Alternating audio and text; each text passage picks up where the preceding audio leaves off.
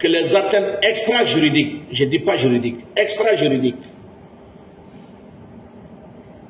les considérations qu'on pouvait attendre de ce procès en dehors du droit n'ont pas été à la hauteur de l'attente.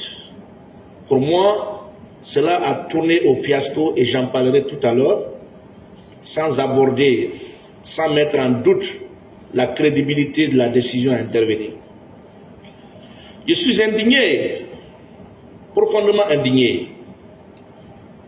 Le 28 septembre 1958, date historique marquant le célèbre non à la communauté avec la France du général Charles de Gaulle, a été souillé.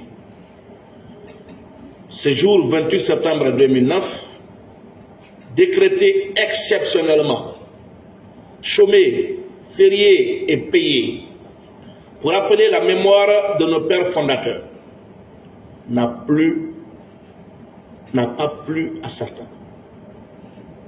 Cette date de fierté nationale, dont des Guinéens se sont glorifiés pendant des lustres, a été polluée par des compatriotes qui n'avaient pour seul but de falsifier notre belle histoire et obtenir à tout prix et par tous les moyens le départ du capitaine Moussa Dadis Camara du pouvoir.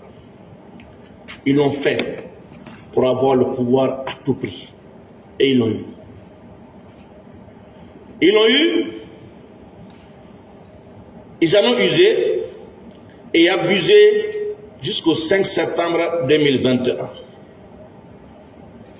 Ce grand homme d'Afrique et du monde, dont le seul crime se résume en sa volonté de conquérir la souveraineté politique, économique de notre chère patrie, et de lutter contre les narcotrafiquants qui avaient fait de la Guinée une plaque tournante du trafic international de la drogue, d'une part, et dans sa détermination de créer les conditions de la tenue des élections libres, transparentes, auxquelles il n'a jamais décidé de compétir, d'autre part, n'est que victime de son honnêteté, de sa franchise, de son patriotisme très passionné.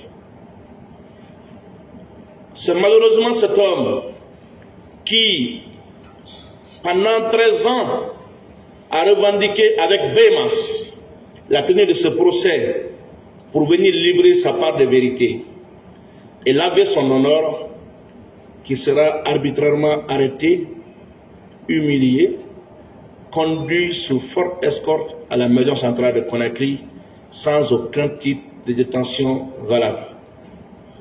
Comme si cela ne suffisait pas,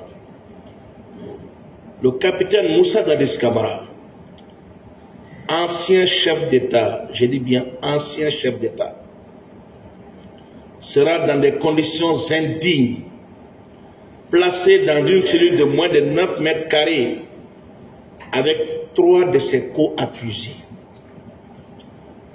4 détenus, parmi eux un ancien chef d'État, dans une cellule de moins de 9 mètres carrés à la maison centrale de Conakry.